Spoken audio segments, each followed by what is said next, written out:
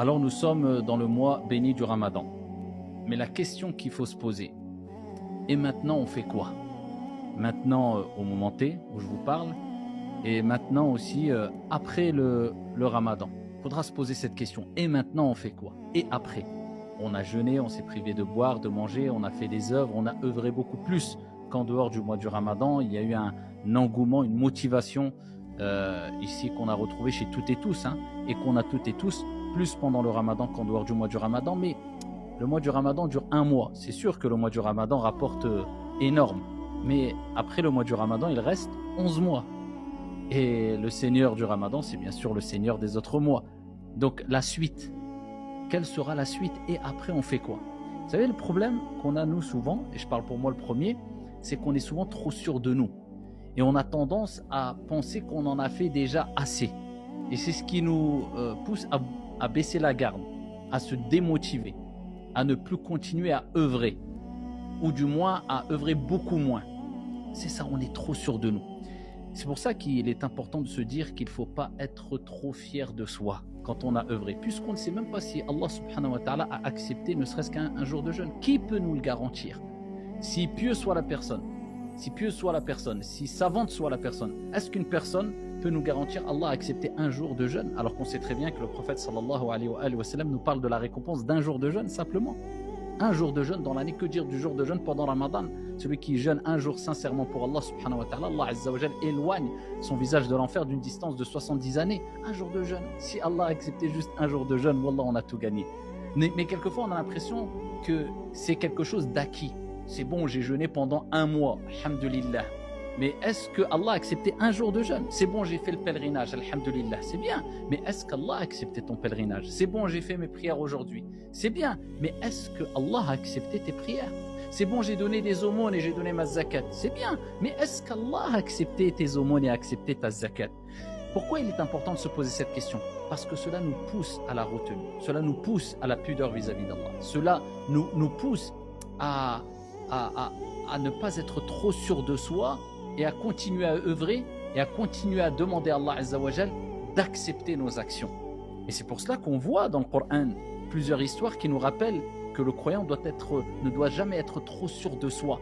On a par exemple l'histoire d'Ibrahim alayhi salam que vous connaissez avec Ismaïl alayhi salam lorsqu'ils ont construit la Kaaba.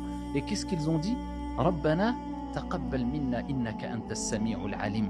Ils n'ont pas dit c'est bon, on a construit la Kaaba, ouf, on va les reposer. Bon, c'est bon, alhamdulillah, on a fait beaucoup. Ils ont construit la Kaaba, Baytullah, la maison d'Allah subhanahu wa ta'ala, dans le lieu qui est le lieu le plus aimé d'Allah azza wa jal. Ils terminent et ils demandent à Allah d'accepter. Ne sois pas trop sûr de soi, de toi. Rabbana taqabbal minna. On a fait des efforts, on a fourni beaucoup, mais non. Et Allah, accepte de nous. Innaka antas sami' al-alim. C'est toi qui entends tout, c'est toi qui sais tout, l'omniscient. Comme ça doit réagir, ainsi doit réagir le croyant. Et ne sois pas trop sûr de soi, de toi. Rabbana taqabbal minna. On a fait des efforts, on a fourni beaucoup, mais non. Et Allah, accepte de nous. Innaka antas sami' al-alim. C'est toi qui entends tout, c'est toi qui sais tout, l'omniscient. Comme ça doit réagir, ainsi doit réagir le croyant. Et comme cela, tu ne vas pas baisser ta garde. Le Ramadan va passer, tu ne vas pas te dire oh, c'est bon, j'ai jeûné un mois, maintenant on souffle. Allez, les vacances, c'est la fête. Comme beaucoup se le disent directement ou indirectement. Le relâchement. Oh, un mois, allez, alhamdulillah. C'est quoi les plans? Ils sont dans les 10 dernières nuits. Quelquefois, certaines personnes, certains de nos frères et sœurs, et particulièrement notre jeunesse, une partie de notre jeunesse, et pendant les 10 dernières nuits, ils disent c'est bon, l'Aïd arrive, bon, c'est quoi les plans après?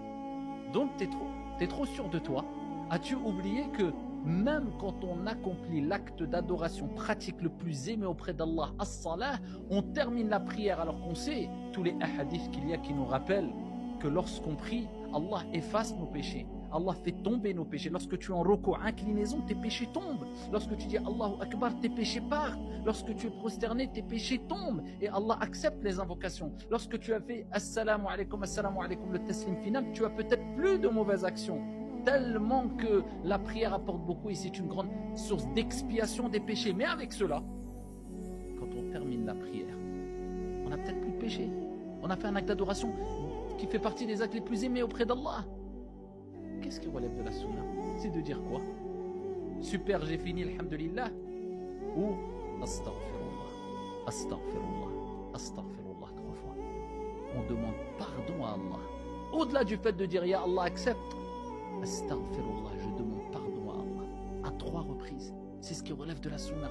Donc non seulement tu as adoré Allah Azza wa Jal, à travers un acte d'adoration qui fait partie des actes les plus aimés auprès d'Allah subhanahu wa ta'ala, tu termines ta prière, mais avec ça tu dis Ya Allah pardonne-moi, Ya Allah pardonne-moi, Ya Allah pardonne-moi pour les manquements que tu as pu avoir dans ta prière.